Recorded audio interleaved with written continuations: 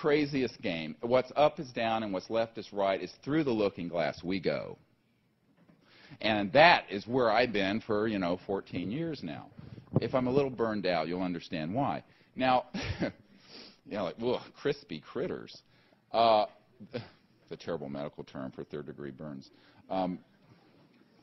But we are wild. The ER docs are just wild, wild, wild. What can I tell you? You have to be to do it. The fact is, a lot of the people who you would think should know don't, and it's because they're protecting them. Now you're saying, what? What? What do you mean? You don't think they've whacked people, knowing 1% of what I know? They have. And I'll tell you why. I'm a nobody, so it's okay that I know. Say, I'm of no consequence. I'm really nobody. So if you're nobody, you can do these things. But if you're the President of the United States, like Jack Kennedy or Eisenhower, and you find out about this and you don't stick to the party line, there are consequences. Take my word for it, and I'm not a big conspiracy buff, but I can prove some of this. Now, the problem is, what happens through this level of intimidation? It erodes the constitutional chain of command. And the Disclosure Project, what we're trying to do, is not only bring this to the huge numbers of people in the public, because our website's had, nearly 10 million people on it, but also to try to bring it out to our leadership. There's this myth that they think, well, you're on the Senate Intelligence Committee, you're your president, you're in the chain of command, and you're elected or you're appointed and what have you, and therefore, a priori, you're going to know. Because for them not to know would, of course, not only not redound to the success of democracy, it would erode operational chain of command control of critical issues. And it does. There have been some terrible things happen because certain people didn't know what was going on. It's very dangerous. But in truth, because they want to keep this secret until the appointed time when they deem it proper to pull it out, which will probably be about the time both polar caps melt and we flip upside down, or some such foolishness. Believe me, that time is closer than you might think.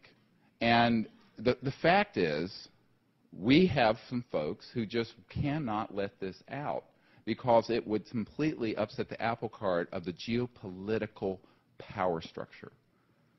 And believe me, we still live on a plantation, and there are a handful of masters and a bunch of slaves. Or as Tom Bearden said, they be the wolf and you be the rabbit. Love him. Now, changing that is a Promethean task.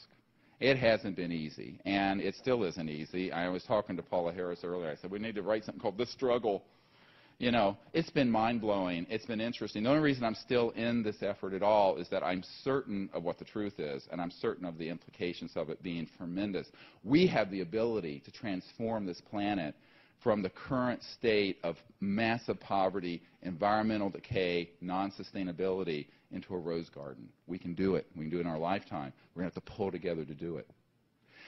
And we're going to have to say no, quite frankly, to those people. I don't know if these guys just weren't breastfed long enough or what, but who just cannot, they're so greedy and they're so absolutely addicted to this level of power that it becomes almost a cult of power when you get into how these guys think and how they view this stuff.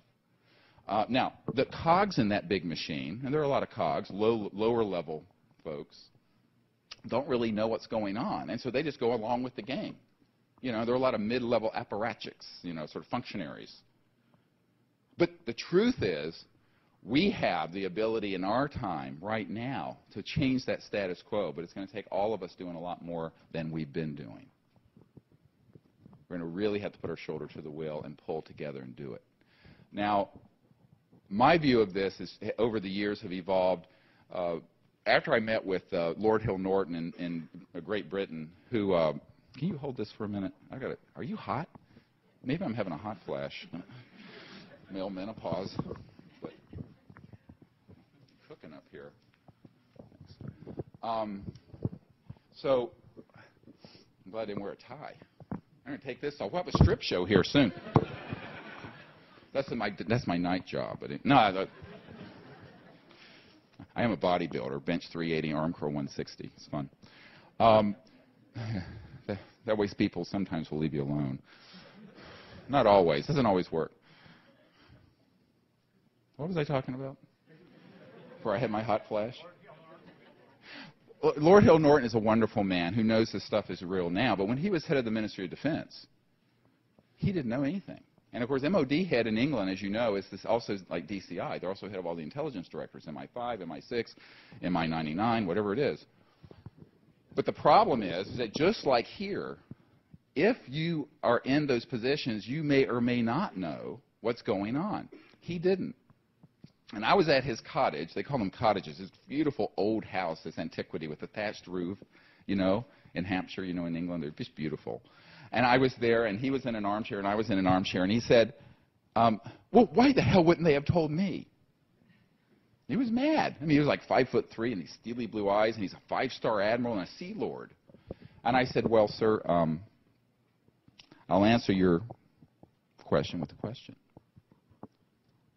He looked at me. I said, what would you do if you found out there was a shadowy group that had established an extra constitution and illegal operation that was keeping from the public the means for us to evolve into a sustainable civilization, and that would literally save millions of lives worldwide, if not billions eventually, by it being applied for peaceful purposes? And in order to maintain their death grip on this, had actually engaged in high crimes and misdemeanors, murder, and a complete insubordination of the chain of command in every powerful industrialized country.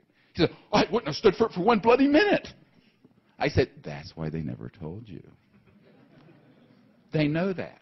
They do a psychological, even psychic sort of biopsy, and they will know whether you will go along with the secrecy. If you will, they'll give you little bits of it and bring you along and bring you along and bring you along.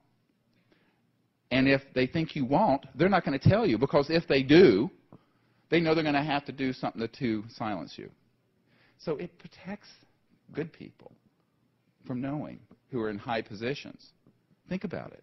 It's self-protective to everyone, except the planet and us. So psychologically, you know, this is a very complex issue, but institutionally, it's even more complex, because people will think that, well, it's got to be this agency. It's the agency that has this. And there's no the agency. You know, it's like a guy I was talking to about a senator who was on the Senate Intelligence Committee, kvetching about the fact that he had seen some stuff to make him think this stuff was really going on, but he had no information, and we made an inquiry. He was blown off. It was a sitting Senate Intelligence Committee member that I met with. And I mentioned this to a guy that I know who's a corporate guy who had been with Lockheed. And he says, oh, well, the tank those guys go into is the wrong tank. He'd have been better off on the 7th floor of the Xerox building over here in the suburbs of D.C. Anyway, so the fact of the matter is, this thing is wrapped up in a very unusual way, and it's how you keep it secret. Now, the myth in the media is that, well, they can't keep a secret. They couldn't even keep Bill Clinton's affair secret. Well, the fact is that it's all relative. You know about it. I know about it. There are millions of people who do. One of the biggest things that people want to see on the Internet and in the media are issues related to this subject.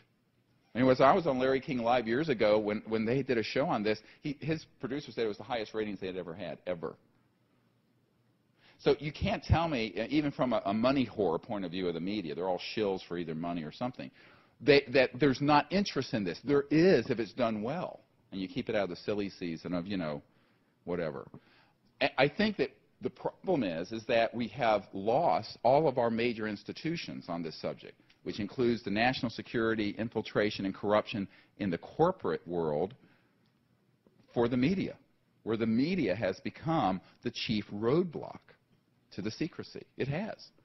And I was meeting with a congressman last month, in February. What is this? It's April. And I was flying back with him from someplace, and we were sitting for a couple hours talking.